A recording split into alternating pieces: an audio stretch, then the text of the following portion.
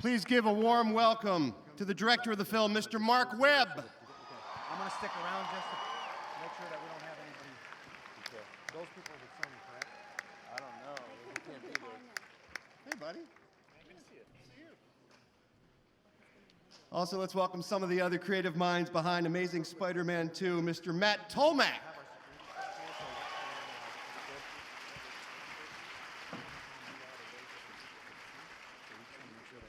Please welcome Avi Arad.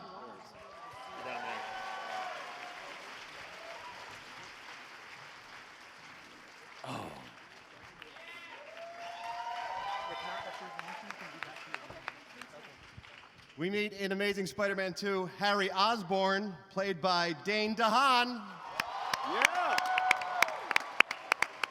Yes. How are you, sir?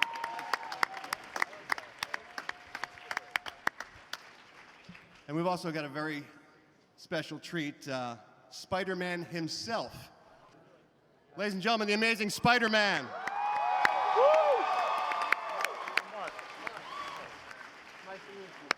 What an honor to have you here, sir. Oh, no, it's fine. Hey, what's going on? Hey. Oh, I like your work. Oh, thanks. Thank you for coming. No, thanks for having me. Hey, You're late. how you doing? You're late. Where am I sitting? Think I'm right sorry. over here. I'm sorry I was late. I'm sorry I was late. There was a Chewbacca fight that I had to break up. How's it going? Thanks for having me. This is awesome. Spider-Man, thanks for coming all this way. Oh my God, thanks for having me. I love you. Wow. This is intense. Mr. Jamie Foxx.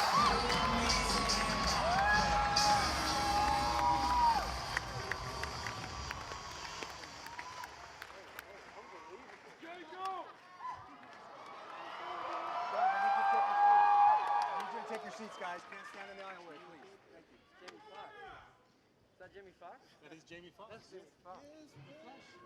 Welcome, Jamie.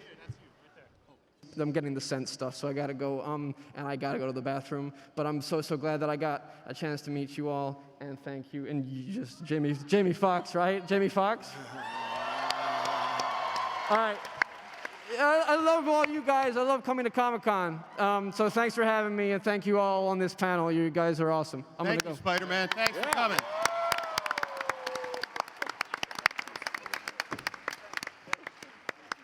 Spider-Man, everybody. Woo! He's like a nice guy. Jamie, how fun is it to play a Spider-Man villain?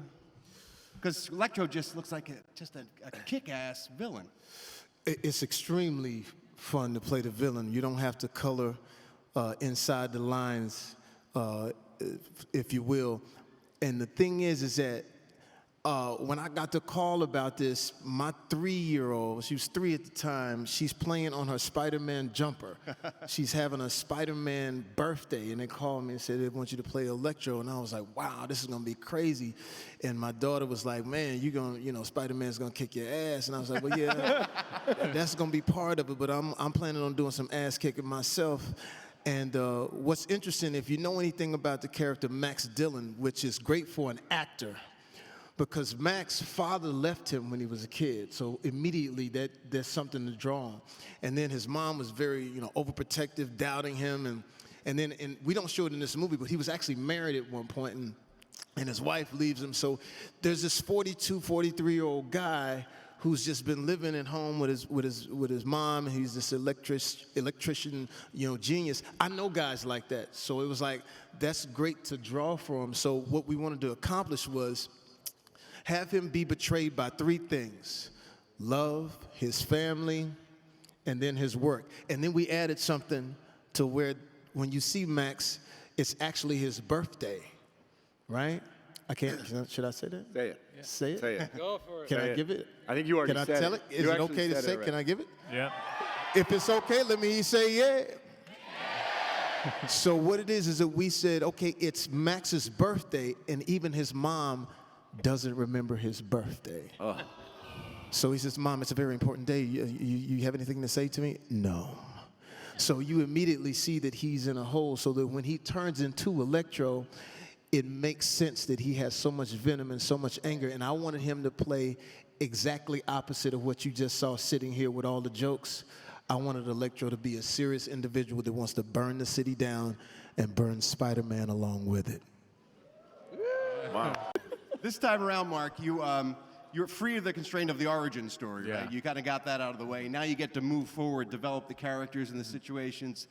Really, it takes the handcuffs off. You're free to do anything. Yeah, I you mean, want. the first movie I really felt was important to us because we wanted to build a universe that was a little bit more elaborate and that would unravel over a few movies. In order to do that, I had to retell, that origin story with new idiosyncrasies and nuances. But once we finished that, it felt incredibly liberating. I think we all felt this sense of exhilaration.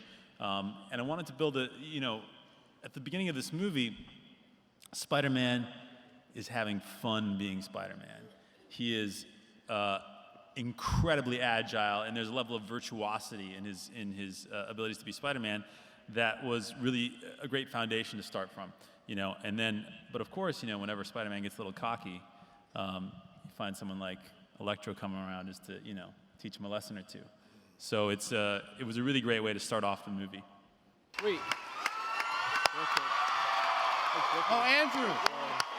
Andrew joined us. Sorry, I'm very, very sorry. I'm very, very sorry I'm late. Thanks for making it. No, I'm so sorry. I'm so rude. I'm so sorry. It's okay. Where were you? Doesn't matter. Sorry.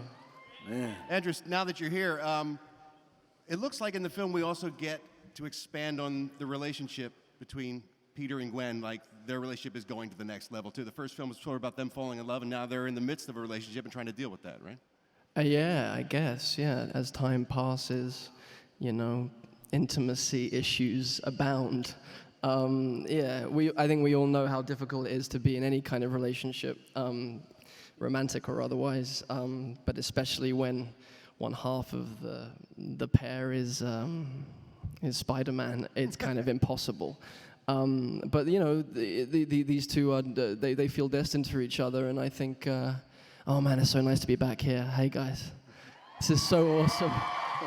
Oh man, the fondest memories I have in this room from 2 years ago is just the greatest thing. So this is just awesome. Sorry. Hi, I love you too. Anyway, so yeah, it's complicated as everything in Peter Parker's life is. And Dane, we get to meet Harry in this film. What's it like joining the franchise and bringing to life one of comics' most famous characters?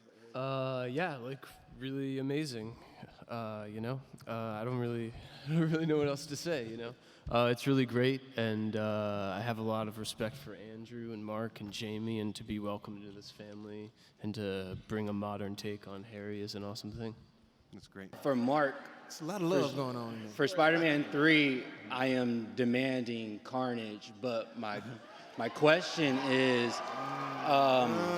me and my friends feel like a lot of stuff is going in this movie. You have Rhino, Mary Jane, Gwen Stacy, Electro, Oscorp, the Osborns now. Yeah. Do you feel like you're putting in too much? Because I don't really want another Spider-Man 3 where it was too much. Right. That's a good question. Listen, there's just the right amount of stuff in it, obviously. This movie's perfect. Yeah. God. Listen, the main villain in this movie is Electro. That's the obstacle that he's got to fight. And Paul Giamatti makes an appearance, and there's a couple scenes in the movie with him in it. But that was to establish sort of a fun tone. But Electro, I think, is an incredibly powerful villain, and one that will sustain the breadth and the depth of the film. I think Electro, what I've enjoyed about him, he is godlike, And when Spider-Man how does Spider-Man fight someone when, if you touch him, it's like touching 1,000 third rails. It'll obliterate you. The electricity will shock you, will devastate you. And how do you, when your main weapon is a web that conducts electricity, how do you fight that guy? How do you fight a guy who, when he reaches out to an electric socket, can disappear into it and merge with electricity? It's a terrifying possibility. But that was really a fun, exciting, I don't know. It was really fun and exciting possibility to play with. But Electro is really our main villain in the movie, so I don't think you have that much to worry about.